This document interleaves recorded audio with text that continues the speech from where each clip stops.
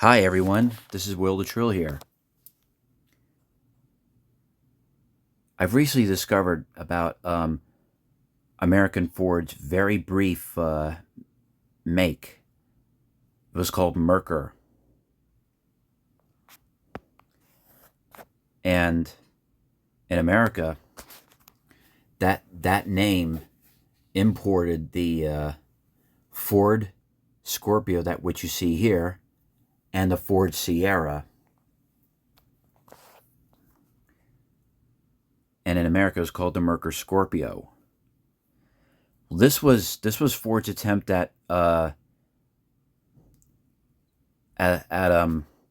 compete at a making an upper scale size executive sedan to compete with the German cars like the BMWs, Mercedes Benz. Well, it really didn't work out too well for Ford by making Merkur. It ran from 1985 to 1989. Also, because they released the all new Ford Taurus to release the aging Fox body platform Ford Fairmont, which was called the Ford LTD from 1983 to 1985. I just want to share this opinion. As you can see, this is obviously I said before the Ford Scorpio, which ran from 1982 to 1998 in Ford Europe. This was available with the 1.8 to the 2-liter inline four and like three sizes of V6s, including a dual overhead cam Cosworth V6.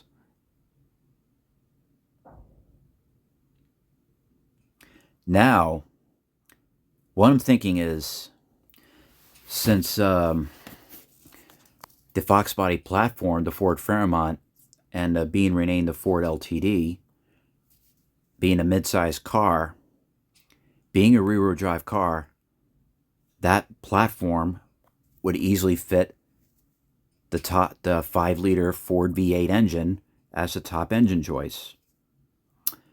Well, of course, for 1986, they released the Ford Taurus, and that was a front-wheel drive platform car.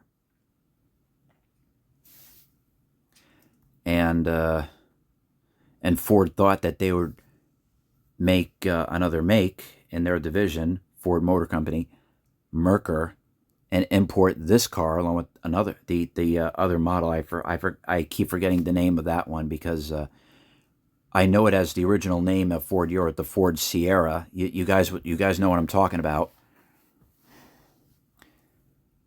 So Merkur imported the Ford Scorpio and the Ford Sierra in America, and the Merkur Scorpio only ran for 2 years, 1988 to 1989.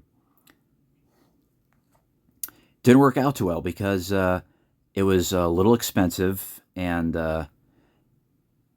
it's shown some similarity to the Ford Taurus, and because what it looks like to me is that people were more interested in the Ford Taurus since it was a little cheaper, it was a little family sedan friendly,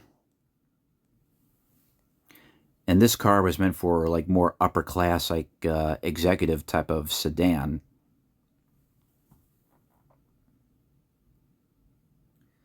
So this car, in my opinion, this platform, since it's a rear-wheel drive car, rear-wheel drive platform, the engine is not transversely mounted for front-wheel drive. So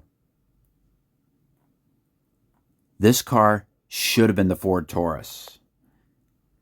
Yeah, American Ford, should have made a deal with European Ford to import this car and rename it the Ford Taurus for the American market. That way, for 1989, and if they would have started making the Ford Taurus SHO in this platform, the Ford's 5-liter high output V8 would have been the perfect engine for the SHO. 225 horsepower or 280 foot-pounds of torque. Can you imagine that? Here's another picture of a... This is like an early 90s model, so just be aware. Yeah, this is the four-door sedan. It's got a little bit of a sporty look. Like this would have been the perfect Ford Taurus SHO, this example here. See how sporty this thing looks? That's, once again, that's an early 90s model. You see that? The perfect Ford Taurus SHO.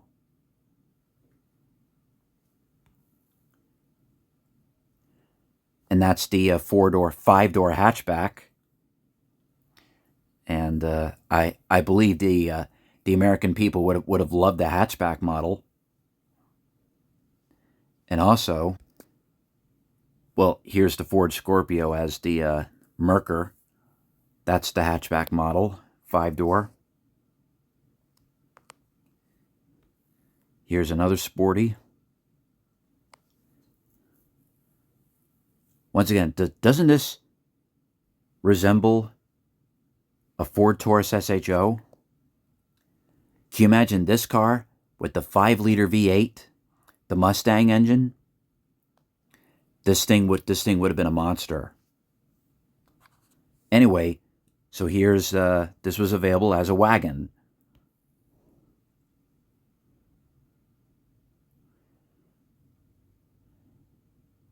The American people probably would have loved this.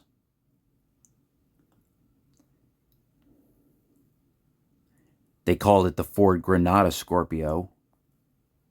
European Ford. Can you imagine making an SHO version, Taurus SHO version of this with the V8 engine? This thing would have been a hot rod wagon. Imagine that. Here's a Ford Scorpio interior. And this interior design would have been the perfect design for the Mercury version of this platform, the Mercury Sable. And if they really wanted to, they could also make a high-performance version of the Mercury Sable version of the Ford Taurus by putting the 5-liter Mustang V8 into that and calling that the GS.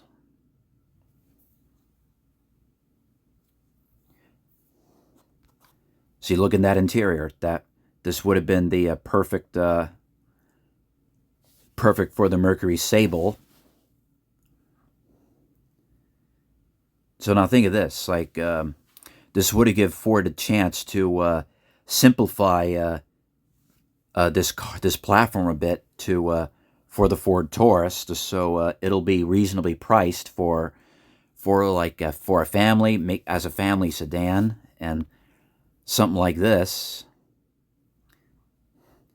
like the hatchback, like a little bit extra trunk space. Yeah, this is the first year. That's also a hatchback. See, that resembles a Ford Taurus, except the difference is this platform was rear-wheel drive. So this would have been perfect for a V8 engine.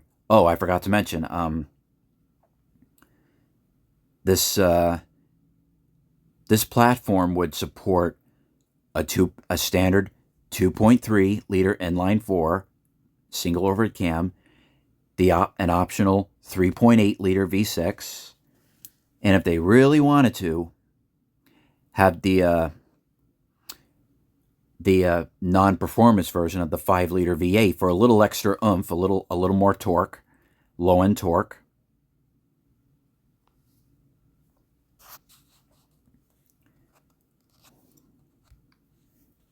Now here's the sedan.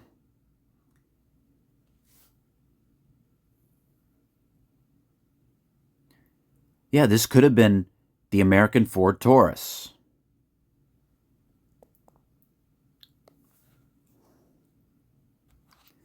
Now for 1994, this kind of looks ugly, but because this was designed by a computer back then. So anyway, So American Ford would have reworked the front and rear of this car for 1995 redesign, and this would have been a better looking car if American Ford would have touched it up. But still, like, this was still a rear-wheel drive platform, and this would have been the perfect hot rod sedan that BMW and Mercedes-Benz were building over the years. And the SHO would have been the perfect competitor. And the Mercury version of that car, the Mercury Sable GS,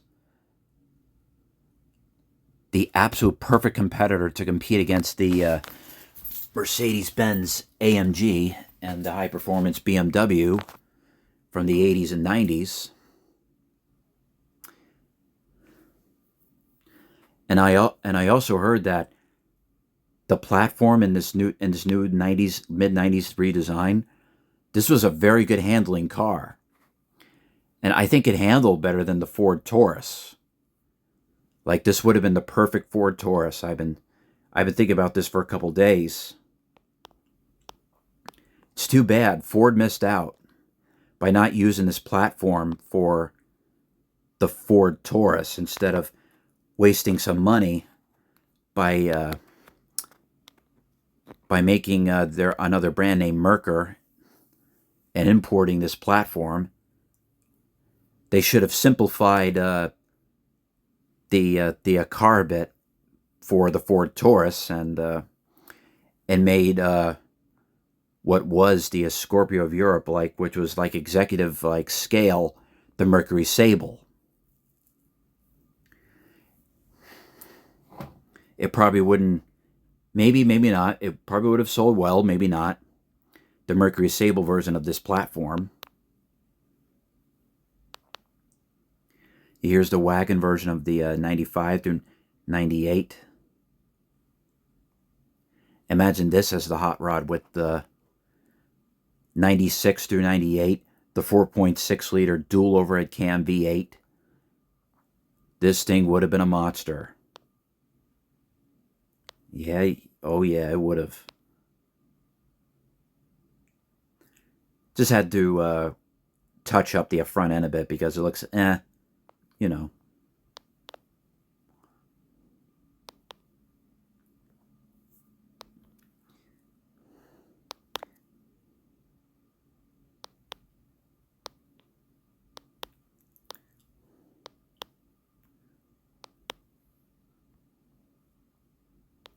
Now you see what I mean here? This would have been the better replacement for the Fox body platform Ford Fairmont and Ford LTD later on, midsize car. And this would have been the Ford Taurus you would have ordered with the V8 as the top engine option. A V8 powered SHO. Before I forget, the SHO in the 96 through 99 did have a V8, but it wasn't that good a quality engine. It wasn't that reliable at all. It was the Yamaha 4-liter V8. It really wasn't that reliable engine. And with this platform, even throughout the 90s, when it switched over to the 4.6-liter V8, the SHO would have been optioned with the dual overhead cam 4.6-liter V8.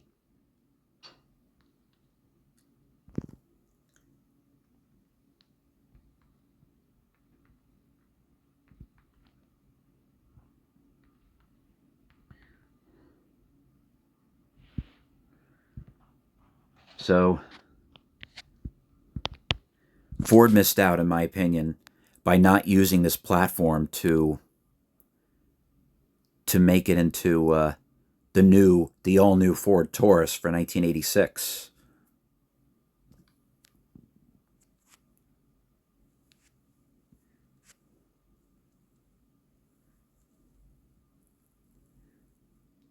The SHO probably would have been a big hit with this platform, with the V8 engine, rear-wheel drive, amazing handling. Oh well, it is what it is.